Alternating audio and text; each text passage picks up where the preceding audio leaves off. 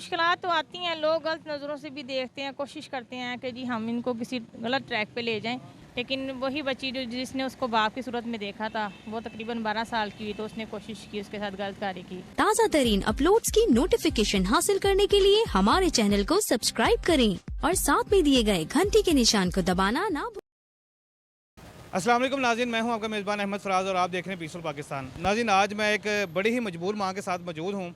15 साल पहले इनकी शादी हुई और उस शादी में से इनकी 3 बेटियां थी, लेकिन अल्लाह की करनी ऐसी हुई कि इनके जो खामद थे उनको ब्रेन हैमरेज हो गया और 2 साल पहले उनकी डेथ हो गई।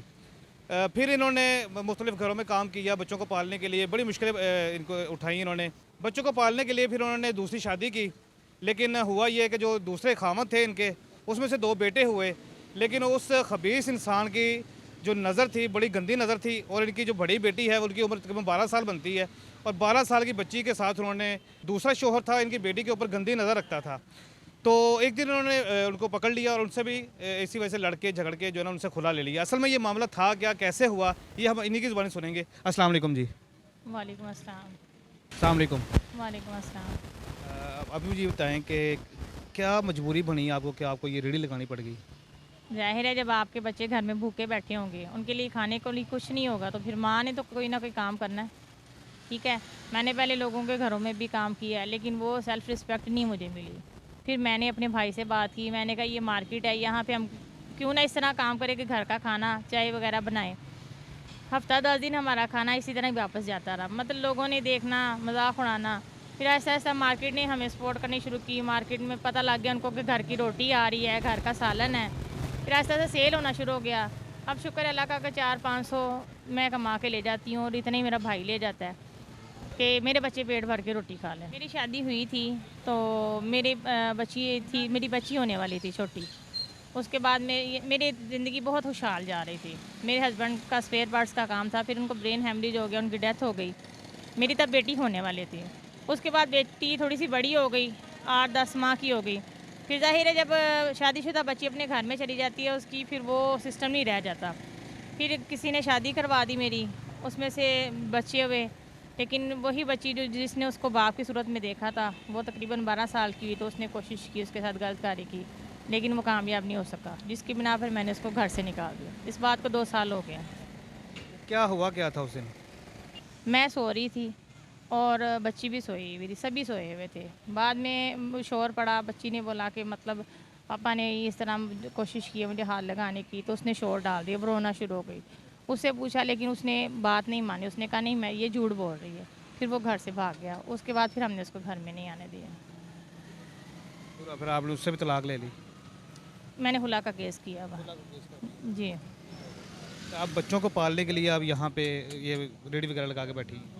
जी, मैं बच्चों को पालने के लिए पहले मैंने लोगों के घरों में काम शुरू किया, लेकिन उसमें गुजारा भी नहीं हो रहा था। दूसरा, लोग वो इज़्ज़त वो चीज़ नहीं थी। उसके बाद फिर मैंने अपने भाई से बोला कि हम यहाँ पे रेडी लगा लेते हैं, खाना बेचना शुरू कर देते हैं। कुछ अर्सा पहले हमारा खाना नहीं सेल हुआ, अब ये है अल्लाह का शुक्र है कि खाना तो सेल होना शुरू हो गया है, लेकिन ना हमारे पास बर्तन रखने की जगह है, ना बैठने की प्रॉपर जगह है कि 4 बंदे आ जाएँ तो वो यहाँ पे बैठ के खाना नहीं खा सकते। मेन चीज़ है कि हमारे पास शॉप नहीं है। तो कितना मुश्किल है ये काम करना? ज़ाहिर है आप माशाल्लाह जवान है अभी, ठीक है, लोग भी आते हैं आपके पास, जवान भी लोग आते हैं, बूढ़े भी आते हैं, सभी आते हैं। क्या क्या मुश्किलात पेश आती हैं? मुश्किलात तो आती हैं, लोग गलत नज़रों से भी देखते हैं, कोशिश करते हैं कि जी हम इनको किसी गलत ट्रैक पे ले जाएं। लेकिन ये है कि हमारी मार्केट माशाल्लाह बहुत अच्छी है, वो ज़्यादा फालतू ना किसी को बात करने देते हैं ना खड़े होने देते हैं। तो अगर भाई मैं यहाँ पे खड़े होकर ये काम मैंने करने हैं तो फिर मैं रोज़गार नहीं कमा सकती, तो फिर मैं घर में ही ठीक हूँ। मैंने किसी के आगे हाथ नहीं फैलाया, मैंने जिस्म फरोशी नहीं की, मैंने अपने बच्चों को मेहनत की कमा के खिलाई, हलाल खिलाई है, और अल्लाह मियाँ हलाल ही खिलाए। बाकी अगर जो औरतें ही मांगती हैं सड़कों पे और गलत काम करती हैं, मुझे शर्म आती है उनको देख के। ये किस तरह करती हैं ये लोग, किस तरह उनमें इतनी हिम्मत पैदा हो जाती है।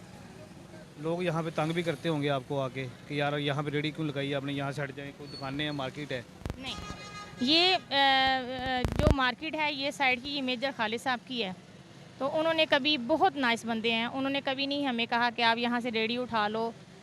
उनकी शॉप्स थी, उनकी एक शॉप फार्मेसी बन रही है, वहीं भी हमारे बर्तन रखे जाते हैं। जब वो फार्मेसी तैयार हो जाएगी उसके बाद फिर हमें ये है कि बर्तन रखने की तो मसला होगा, बाकी खड़ी हमने यहीं पे करनी रेडी। उन्होंने हमें रोका नहीं है, उनकी अपनी पर्सनल प्रॉपर्टी है और अल्लाह मियाँ उनको ज़िंदगी दे कि उनकी वजह से आज हम यहाँ पे खड़े हैं, नहीं तो हम शायद पता नहीं यहाँ पे होते या ना होते। तो कितना कमा लेती हैं यहाँ से आप?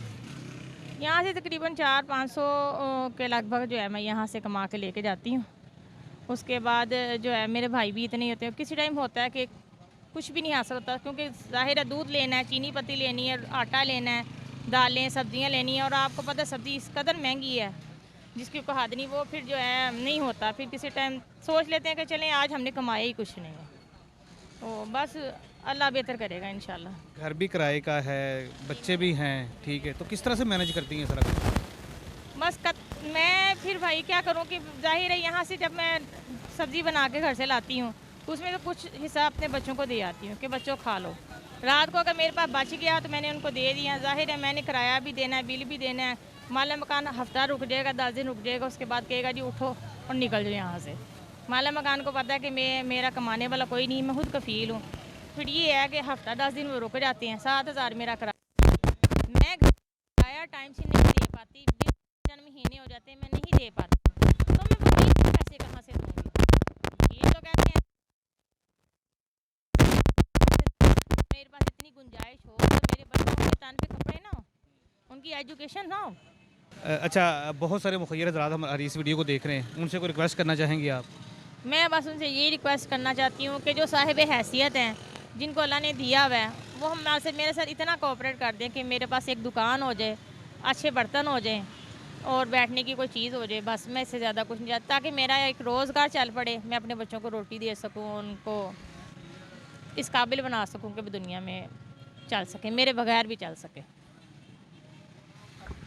जी नाज़रीन, अभी आपने इनकी बातें सुनी हैं, बहुत ही तकलीफ़ से अमल था जो इन्होंने गुजारा है। बड़ी ही शर्मनाक बात है कि जब आप किसी से शादी करते हैं, ठीक है, किसी के बच्चों के सर पे हाथ रखते हैं, तो अब ये सोच के रखते हैं कि यार मैं इसका बाप बन के दिखाऊँगा, जैसे मेरे बच्चे हैं ये भी मेरे ही बच्चे हैं, ठीक है ना। तो जब बाप की नज़र अपनी बेटी के ऊपर इस तरह ऐसी गंदी नज़र होगी तो आप सोचिए कि उस माशरे का क्या हाल होगा। तो जितने मुखय्यर हज़रात इस वीडियो को देख रहे हैं, नंबर इनका स्क्रीन पर चल रहा है, कोई मुखय्यर हज़रात इनको कोई फूड कार्ड ले दे, कोई इनके घर का रेंट का कोई कर दे, कोई बच्चों के लिए कुछ कर सके, तो इनसे लाजमी कॉन्टैक्ट कीजिएगा। इसी के साथ अपने मेज़बान अहमद फराज को इजाज़त दीजिए। अपना बहुत सा ख्याल रखिएगा। अल्लाह हाफिज़।